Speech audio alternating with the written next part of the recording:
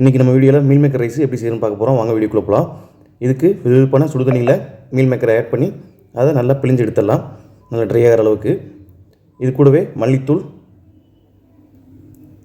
Chicken masala, மிளகாய் பொடி,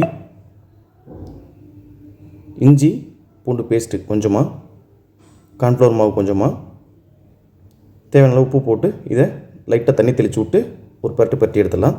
இது ஒரு 15 நிமிஷம் ஊறினதுக்கப்புறமா நம்ம எண்ணெயை காய வச்சு எண்ணெயில் பொரிச்சு எடுத்துடலாம். இப்போ எண்ணெய் காய வந்துச்சு, இது எண்ணெயில் போட்டு எடுக்கலாம்.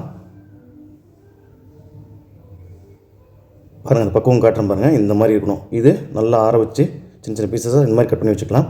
இப்போ ஒரு பாத்திரத்தில் எண்ணெய் ஊற்றி ஒரு 3 முட்டையை உடச்சி ஊற்றிடலாம். 3 முட்டைக்கு தேவையான அளவு உப்பு போட்டுக்கலாம். இது நல்லா கிளறி கொடுத்துடலாம். இது சின்ன சின்ன பீஸாகி வந்தோடனே நம்ம முட்டைக்கோஸ் ஆட் பண்ணிக்கலாம். இது கூடவே ஆனியன் ஆட் பண்ணியிருக்கோம்.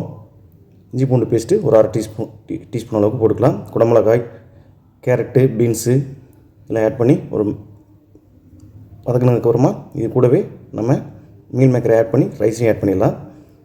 மிளகாய்த்தூள் கொஞ்சம் போட்டுக்கலாம். சிக்கன் மசாலா கொஞ்சமாக, கரம் மசாலா எல்லாமே ஒரு டேபிள் ஸ்பூன் அளவுக்கு போட்டுக்கலாம்.